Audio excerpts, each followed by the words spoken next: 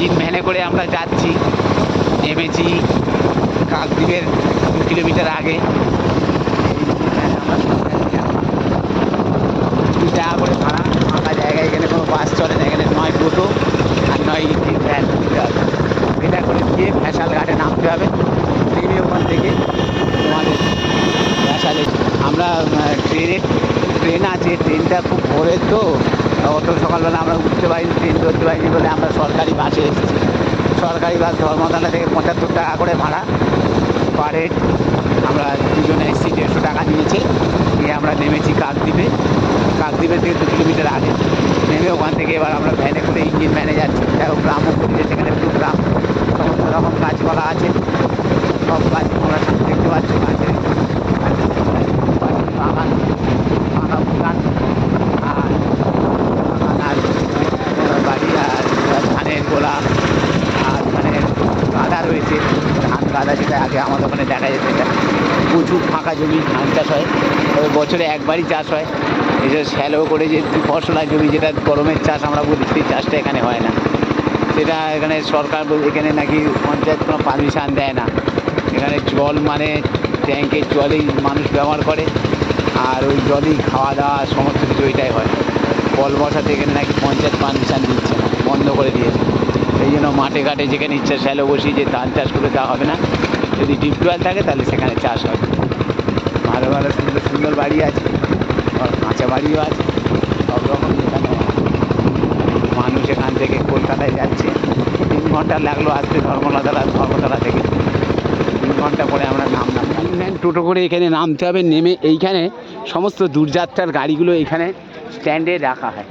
আবার এসে ওখান থেকে তোমাদেরকে গাড়ি নিয়ে আবার চলে যেতে হবে। দেখেছো দূরে সমস্ত গাড়িগুলো দাঁড়িয়ে আছে, বড় বড় টুরিস্ট গাড়ি এইখানে এই অবধি। আর এই হচ্ছে মেন গেট গঙ্গাসাগর যাওয়ার জন্য।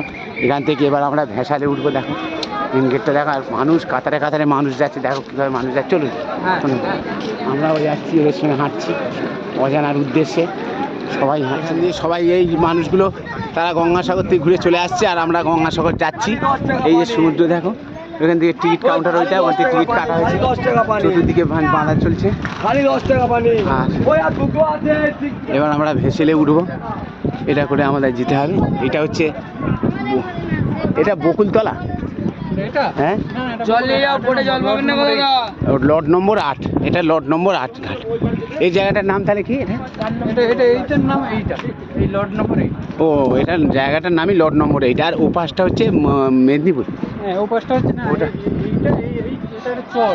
আচ্ছা, এরপরে ঘোড়ামারা আছে, তারপরে ওধারে দ্বীপটা হচ্ছে মেদিনীপুর। আচ্ছা।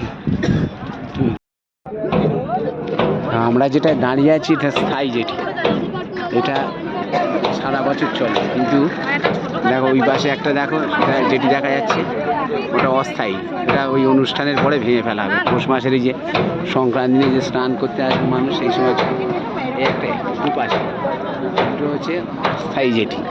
এগুলো আবার অনুষ্ঠান মিটে গেলে খুলে ফেলা হবে। এখন মানুষ সব আসছে, এই ভেসেল ভর্তি হচ্ছে। এটা ভেসেলই বলে এটাকে, ভেসেল ভর্তি হচ্ছে। আমরা বসে আছি, মানুষ আসছে, আর একদল চলে যাচ্ছে, আর একজন আসছে। মানুষটা সব গঙ্গাসাগরে যাচ্ছে, মানে বয়স্ক মানুষ, বয়স্ক আছে, বিভিন্ন জায়গা থেকে এসছে, দেশ দেশান্ত থেকে, বিভিন্ন দেশ রাজ্য থেকে এসছে এরা। আর বিদেশি নয়, সবে আমাদের দেশের মধ্যেই আছে। বিহার থেকে এসছে, ঝাড়খণ্ড থেকে এসছে, ইউপি থেকে এসছে। আমাদের সঙ্গে পরিচয় হলো, মানুষ আসছে। এটা নির্দিষ্ট কিছু মানুষ ওঠার পরে আবার বন্ধ করে দেবে, কারণ আমরা এতক্ষণ দাঁড়িয়েছিলাম, প্রায় 15 মিনিট দাঁড়িয়েছিলাম। ওটার জন্য যে আগের সেটা ভর্তি হয়ে চলে গেছে, আবার দ্বিতীয়টায় আমরা উঠেছি। এটা আবার কত মানুষ চলে যাচ্ছে। ঠিক আছে, তোমরা ভালো থেকো, পরে তোমাদের দেখাবো। এই আমরা এখন ভেসেলে চলে আছি। নম্বর শুধু জলরাশি দেখা যাচ্ছে না, পাহাড়গুলো একদিকে মেদিনীপুর, আচ্ছা একদিকে উড়িষ্যা পড়ে যায়। উড়িষ্যা তো একদম অনেক, মানে এই জল দিয়ে গেলেই পড়ে যায়। জল দিয়ে গেলে, সেই জল দিয়ে গেলে আপনাকে দীঘাকে যেতে হবে, বা হয়তো আমরা এই ভেসেলে করে যাচ্ছি, এটা 40 মিনিট সময় লাগবে। আর দেখো মানুষ এতে ভর্তি, প্রায় 300-ওর উপর মানুষরা, 350 মানুষরা এই ভেসেলে নিয়েছে। সবাই ওই গঙ্গাসাগরের উদ্দেশ্যেই যাচ্ছে, হ্যাঁ, কপিলমুনির আশ্রমে। আর আমরাও যাচ্ছি। এইটা হচ্ছে সেই রবীন্দ্রনাথের এই রবীন্দ্রনাথ না, নবকুমারের এটা মনে পড়ছে। দেখো, দুরাদ্রয়শ্চক্র নিভস্য তুন্নিত মালবন রাজনীলা আহ্বাতি বেলা লবরাম্বুর আশরা ধারা নিবিদ্ধ কলঙ্ক রেখা। মানে যত দূর দেখা যায় শুধু জল আর জলরাশি আর জলরাশি। আর আমাদের সঙ্গে খুব একটা ভালো মানুষের পরিচয় হয়েছে। পাশে ভদ্রলোক আমাদের পাশে এসে বসলেন, আমাদের পাশে সিটে।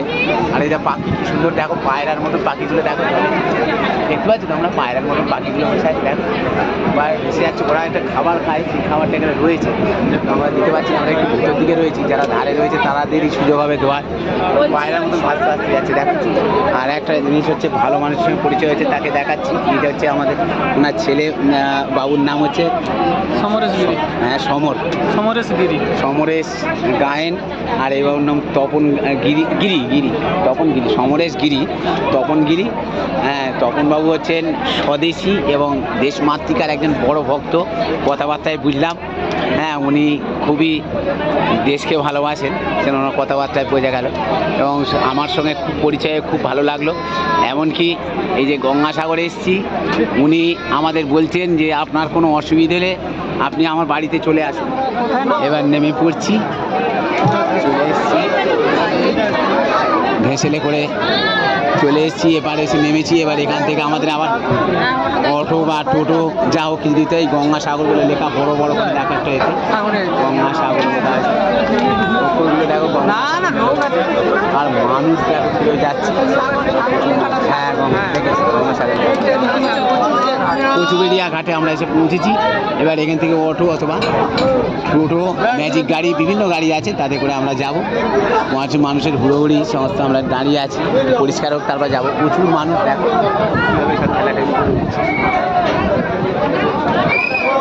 আর এই সেই নদী যেটা আমরা পেরিয়ে এলাম। আচ্ছা, এইটা হুগলি নদী তো? এটা হুগলি নদী, এটা গঙ্গারই মানে এখানে এসে, হ্যাঁ গঙ্গা। দেখো, কলকাতা থেকে সমস্ত লরিতে করে মাল আসে এখানে, আসার পর ভেসেলে করে সব চতুর্দিকে, এখান থেকে এই বড় বড় সব বোটে করে চতুর্দিকে যাচ্ছে। ওয়েলকাম টু গঙ্গাসাগর সংহতি দ্বীপ। আমরা গঙ্গা থেকে ভেসেল থেকে উঠে আসছি, নদীর বাঁধ। আর এই মাল হচ্ছে, এখনো মানুষ যাচ্ছে। আর প্রচুর বোট দাঁড়িয়ে আছে, সেখানে সমস্ত প্রতিদিনের নিত্য প্রয়োজনীয় জিনিসগুলো ভর্তি হচ্ছে। গঙ্গাসাগর এসেছি, এখানে সমস্ত ম্যারাক বাঁধা চলছে অনুষ্ঠানের জন্য, এখনো বাঁধা হয়নি। আমরা তো আগে এসেছি। আর দিদির নীল সাদা রং চলছে।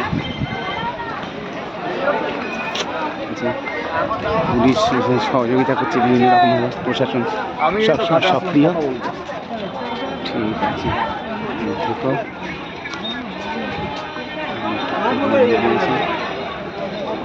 মন্দির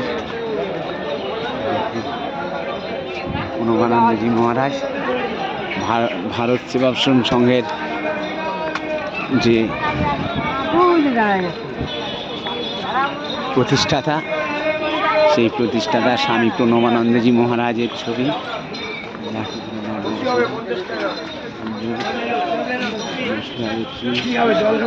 2022 হ্যাঁ, ভারত সেবাশ্রম সংঘ প্রণবানন্দজি।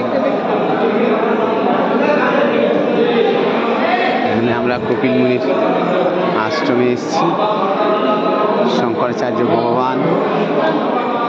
আর হচ্ছে দেখো বজরংবলী বাবা,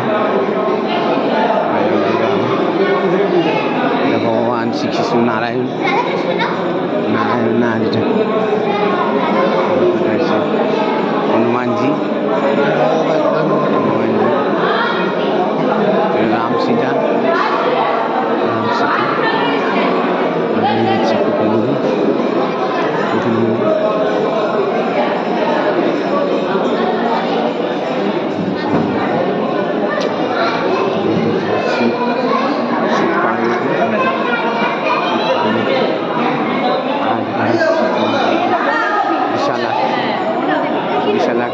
দেবী, বন দেবী, দেবরাজ ইন্দ্র, দেবরাজ ইন্দ্র, দেবরাজ ইন্দ্র, দেবরাজ ইন্দ্র, কালী, কালী মা কালী আর শিব, কালী মা কালী আর শিব ঠাকুর, ভোলানাথ ভগবান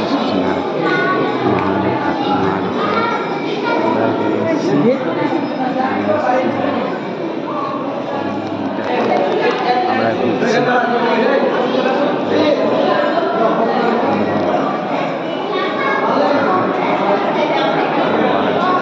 এসছি সবাই এখানে প্রণাম করছে।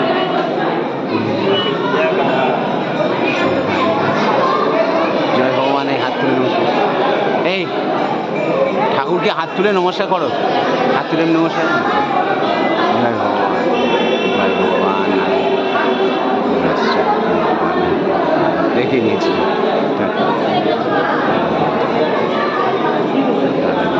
এসছি, ইন্ডিয়া ইয়ে আছে ভোলানাথ আর বসে আছে ভক্তরা এখানে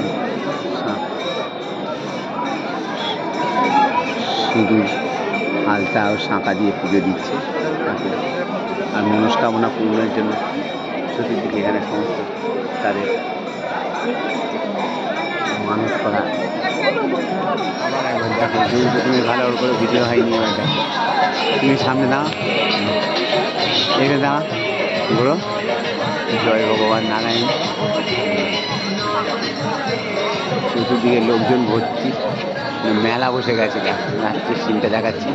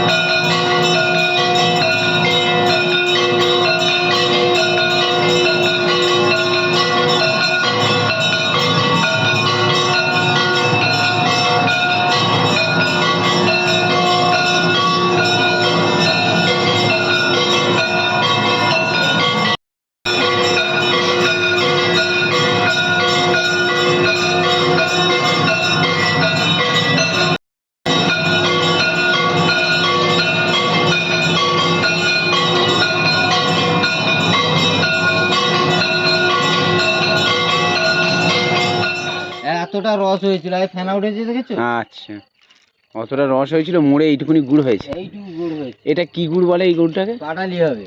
ও, এটা বসালে পাটালি হয়ে যাবে। হ্যাঁ। আচ্ছা, আর এই ওই গাছগুলো কি হবে, ফেলে দেওয়া হবে? ফেলে দেবো না, এটা নিয়ে মাছ করবো।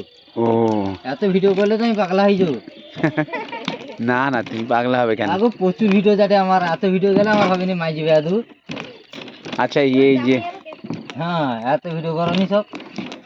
আর ওই তোমার ভিডিও যাচ্ছে আমার। আর ওইগুলো মেরে দিতে হবে। হ্যাঁ। এইখানে এসে, এখানে যারা পুণ্যার্থী আসে গঙ্গাসাগরে, তারা এসে এইখানেই স্নান করতে হয়। মন্দিরের পাশে যে ঘাট সেটা বন্ধ হয়ে গেছে, সেখানে মিলিটারি ক্যাম্প করে তারা ওখানে নামতে দেয় না, গাড়ি ঢুকতে দেয় না। আর এইখানে এসে সমস্ত যত ভক্ত সব আসবে, পুণ্যার্থীরা আসবে, এইখানে এসে এইখানে সাগরে এসে স্নান করতে হয়। এই সাগরে আমরা যাচ্ছি, দেখো এই যে এখান থেকে আমরা টোটো ধরে এসেছি ওই বাস স্ট্যান্ড থেকে সকালবেলা। এখন বাজে কত বাজে? এখন ওই 7:30 বাজে। আমরা এসছি, এইটা হচ্ছে পূর্ব দিক, এই সূর্য উঠে গেছে। আর এখানে আমরা যাচ্ছি, পাশে ছোটো ছোটো দোকান সব বসেছে, সাজিয়ে ডালি সাজিয়ে বসেছে। এখানে সাগরে জল, মানে কোনো ঢেউ নেই, শুধু স্থির জল, মানে মনে হবে বড় একটা বিশাল বোধহয় ঝিল টাইপের। এখানেই মানুষ স্নান করছে পুণ্য অর্জনের করার জন্য। ঝিলের মতো নেই, জলে কোনো ঢেউ নেই।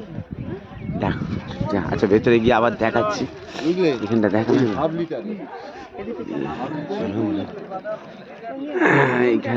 এখানে এত মানুষ হয় ওই সময় যে রাস্তার ধারে মানুষকে শুয়ে থাকে, মানে এত ক্যাম্প করেছে, এত ঘর, জায়গা দেওয়া যায় না। রাস্তার ধারে মানুষ রাস্তার উপর শুয়ে পড়ে, আর গাড়ি ঘোড়া সব বন্ধ হয়ে যায়। টোটোওয়ালারা বলছে যে 1 সপ্তাহ আগে থেকে সব গাড়ি আমাদের বন্ধ, মানে রোডে আর নামাতে পারবো না। কোথাও পাবে না ঘুরে।